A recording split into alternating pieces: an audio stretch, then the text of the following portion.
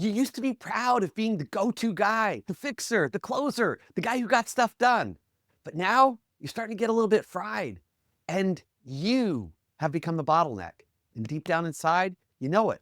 And you've known it for quite some time. Your day is this constant pile of approvals and check-ins and, hey, have you got a sec, or can you help me with this? And you're starting to realize that the bigger your team grows, the more stuck you're getting. And you finally face that moment that all leaders face. Are you ready to stop being the hero? And are you ready to start being a multiplier? I'm Chris Hunsicker, and welcome to the Dealership War Room. Let's make that critical shift today. This is day 4 of AI Power Week in the Dealership War Room. And if you're tired of being the hero, today is your wake-up call. One of the most powerful truths out there is that what got you here won't get you there. That's why so many people get stuck. You're able to build your business to 200 units a month, but you can't get it to 500 units a month. You're able to build that nice team of 5 or 6 people, but you can't run a team of 20 people. You can build that one dealership, but you can't open the second dealership. Because in everything in life, there are windows of competency. And each of those competency windows requires a different skill set. It takes one skill set to build a business from no profit to $1 million a year in profit. But it takes an entirely different skill set to build it from 1 million in profit to 5 million in profit. You see, each competency window requires a different skill set, and the hero mindset can only get you so far. And the hero mindset, it feels noble until it starts to cost you your time, your business growth, and some of your best people, because they just get tired of waiting for you to approve everything and make everything okay. So let's fix this. Here's the truth. Leadership that scales is leadership that multiplies. And that's what you need, is multiplication of force, multiplication of effort, multiplication of you. We need to scale you and your leadership. And AI is your new leverage to do just that. It's going to let you save your best thinking. It's going to let you share your tools. And most importantly, it's going to equip your people to make the kind of decisions you would make when you're not there and you're not in the room without you. And that's the secret. That's how AI is going to help you out. That's how it's going to help you scale and start to move forward. This isn't abdicating leadership. This is amplifying your leadership. Inside my course, AI or Die, I share one of the most powerful frameworks. As a matter of fact, if you take nothing out of AI Week, this is the framework you want to take. It's called FAST, F-A-S-T, FAST. This is how to multiply yourself fast. So let's start with the F. The F stands for focus on the outcome. Before you engage with AI, with ChatGPT, with Claude, with Copilot, I don't care what you're using, stop and ask yourself, what is the outcome that I want? The F is for focus on the outcome. What is the outcome I want of this chat? Do I want a text? Do I want a memo? Am I looking for a strategy? Am I trying to get clarity on a question? Do I need research? What is the outcome I want? And I would strongly encourage you to write that down analog on a piece of paper. What is the outcome that I want? Next is the A. The A stands for ask the right way. And this is so critical because AI doesn't know how to do context. So when you ask, you're looking to do 3 things when you ask. Number 1, you want to create context for AI so it knows how to achieve your outcome. Number 2, you want to narrow the focus, or what's called thin slicing. In other words, you really don't care what Mother Teresa has to say about closing a car deal, but you very much care what someone like Andy Elliott might say about closing a car deal. So you need to narrow the focus when you ask to the kind of information you want the large language model to give you, and literally turn it into a small language model.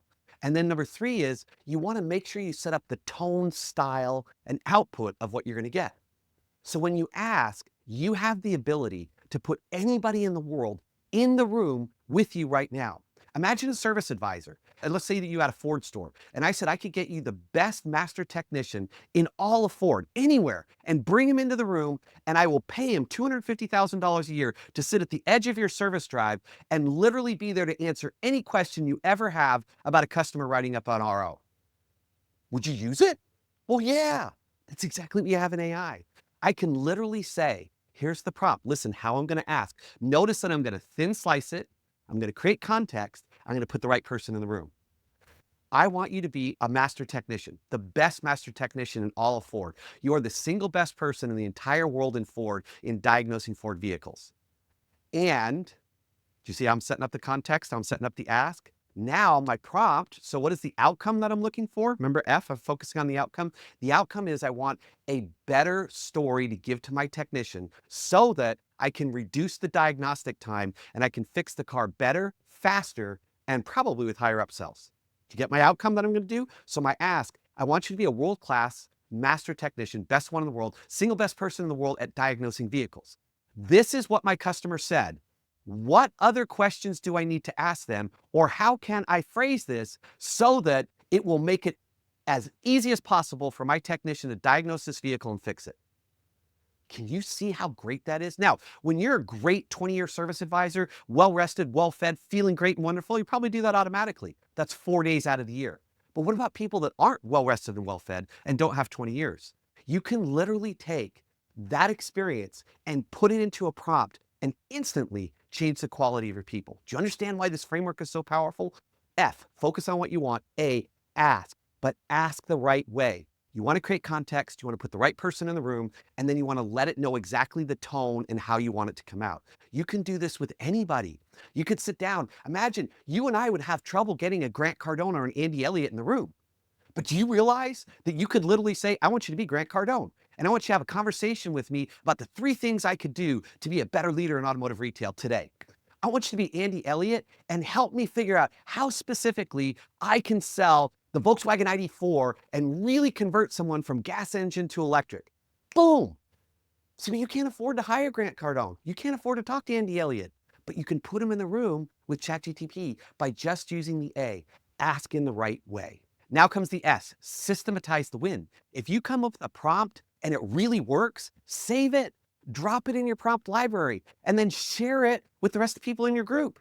Repeat it, use it over and over again. Create a list of go-tos that absolutely work for you over and over and over again. I have a prompt that I use all the time that basically I'll go into a ChatGPT. It knows my goals. It knows what's going on. I'll share with it what's going on in the day and say, hey, what's the single most important thing I can focus on today right now to move my goals forward?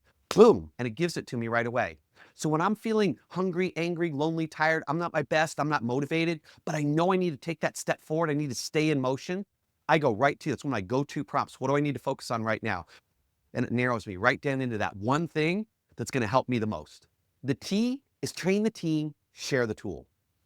So this is simple. Once you have repeatable systems that you've discovered in the S, now in your one-on-ones, in your team meetings, in your general discussions, in your coaching situations, you want to literally start showing them how to use your tool. Once you find stuff that works, share it with your team as often as you can. This is why I call it the fast model, because it multiplies your effect in the store. It is the fastest way to move forward. So every time you go to use AI, I want you to focus on this. F, focus. What's the outcome I want to achieve? And you're going to write it down so you narrow your mind.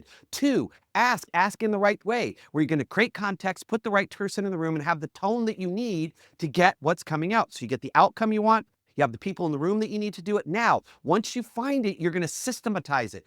Things that work, you're going to copy and repeat over and over and over and over again. And then T, you're going to train the team on what you're learning and the tools that you have so they can move just as fast as you can move. So your challenge for day 4, today's move, stop being a great idea hoarder and start sharing them with your team. I want you to take one prompt you've used this week that really worked and boom, share it with your team. Or another prompt that you've heard me talk about this week you may not have used, but you know it will work, and share it with your team. Tomorrow, we dive into the last day. I can't believe this is coming to an end already. There's so much that I still want to be able to share with you about AI. But tomorrow, we're going to dive into the last thing, that AI is not replacing you. AI is replacing all the stuff that isn't you, so that 80% of your day is spent doing the things that you do best, that only you can do, and that drive the most amount of revenue and results for you and your store, and gives you the bandwidth, the strength, and the mental energy left over. So after absolutely crushing at work, you can go home and crush it in love. Because as Freud said, if you could succeed in work and you could succeed in love, you have the greatest possible life. And the worst possible thing is to crush it at work and go home and be crushed. So I will see you tomorrow in the Dealership War Room.